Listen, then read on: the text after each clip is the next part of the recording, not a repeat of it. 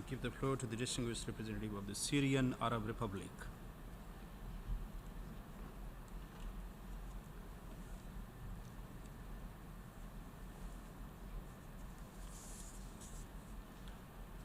You have the floor, Excellency.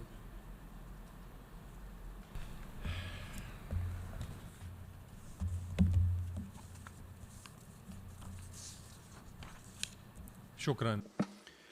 Thank you, Mr. President. Dear colleagues, every year we meet to reiterate our humanitarian and ethical commitments in extending exclusive humanitarian assistance, exclusive to all needy, with no discrimination, politicization, or blackmailing, in accordance with humanitarian principles in which all of us believe. We emphasize here the need that some concerned states, organizations, and other actors will use humanitarian action in serving political and economic inhuman agendas, as well as achieving other goals and interests to defame and malign the governments of member states and to offend the humanitarian action itself, the stability of states, and the welfare of peoples. In my statement, I would like to clarify the position of my country, Syria, vis-à-vis the resolutions on humanitarian resolutions with their different denominations. I wish to state anew the commitment of my government to its firm and principled position in extending humanitarian assistance to all the disadvantaged with no discrimination, in accordance with our constitutional duties. We also emphasize our continued cooperation with the United Nations and its agencies to deliver such assistance. On the basis of respecting the UN guiding principles to extend humanitarian assistance in emergencies entrenched in GA Resolutions 182/46. At the forefront of these principles, the respect of national sovereignty, the role of concerned state in overseeing the distribution of humanitarian assistance inside its territory, the principles of impartiality, integrity, and non-politicization. Regretfully, the actions of some co-sponsors of this draft resolution and some of those responsible for the coordination of humanitarian assistance, forefront of which the OCHA office, are preoccupied with the politicization of humanitarian crises and disgracefully cover up the cardinal reasons for these crises. We have to state that the optimal solution to these humanitarian crises lies in tackling the root causes, consequences, with no politicization or twisting of facts. I wish to make the following observations on the draft resolution. First, combating terrorism. My delegation is of the view that the fact that the draft resolution contains for the first time a reference to terrorism as one of the main reasons for humanitarian crises, having ignored that for long years, we are of the view that this constitutes an important step in the right direction. Some states, as of late, stated, although reservedly, that violence, poverty, and disasters are not the only reasons leading to evacuation, displacement, and humanitarian crises. Rather, there is a basic element or factor leading to this, that is terrorism. Despite the importance of that step, it is too late and insufficient. We have to use a stronger language that unambiguously and decisively condemns terrorist acts, modeled on the draft resolution entitled Safety and Security of Humanitarian Workers. It seems that some tend to forget that terrorism is the main scourge of humanitarian crises, be that in my country, Syria, Iraq, or Libya, or other states. A case in point is the terrorist hysteria that kills innocent civilians throughout the world. We warned against that matter for a long time. Terrorism is the cardinal reason for the suffering of the Syrian people, particularly children and women. Combating it requires cooperation with the Syrian government, which fights terrorism on behalf of the world willy-nilly.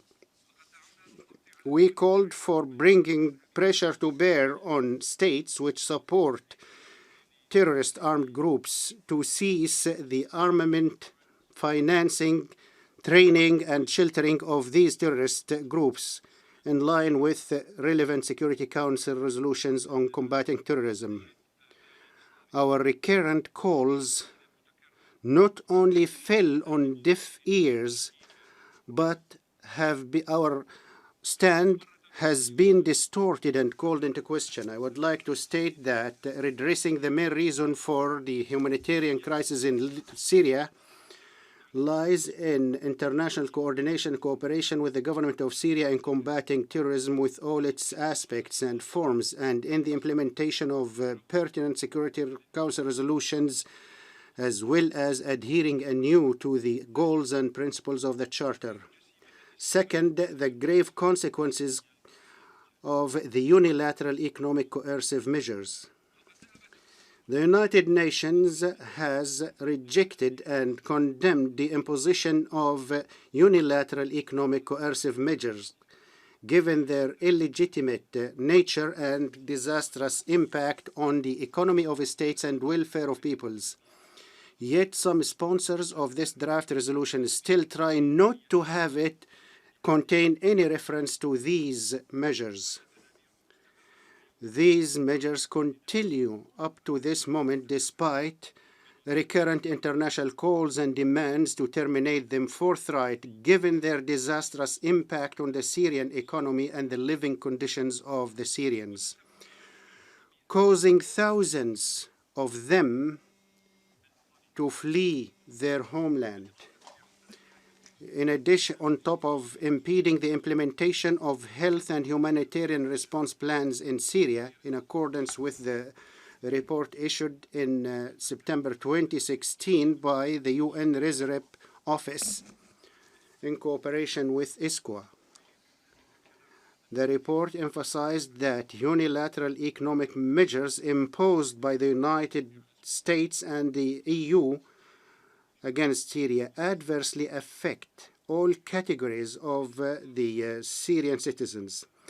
What a paradox that this draft resolution contains a reference to the General Assembly resolution on the 2030 Sustainable Development Agenda at a time when our humanitarian draft resolution does not include even one paragraph on the same adverse effect on these measures. How do you expect states to succeed in implementing the Sustainable Development Agenda while you are imposing sanctions on them? We wish to reiterate our reservation over including a reference to the World Humanitarian Summit and its conclusions because the host country, Turkey, did not allow my delegation to participate. Hence, we are not part of that conference or of its resolutions.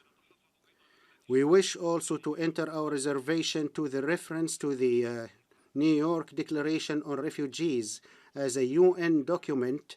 It ought to address general situations in all states and not specific states. We had hoped to listen to the voice of the provisions of the Charter and international law and not that of financing influential states, as well as not to exploit these meetings to politicize agreed UN guiding humanitarian principles of significance in humanitarian action among member states. In conclusion, I would like to say some words about the statement mentioned by the representative of Israel. You know that the Israeli ideology, on the basis of which Israel was established in occupied Palestine, is Zionism. Zionism is a form of racial discrimination.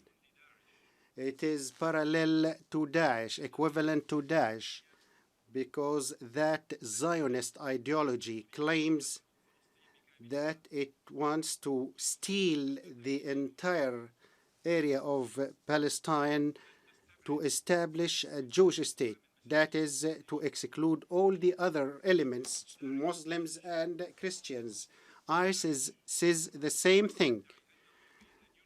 It claims that it wants to set up a state for those who believe in it, from the Muslims, not for all Muslims, only for those who believe in Daesh.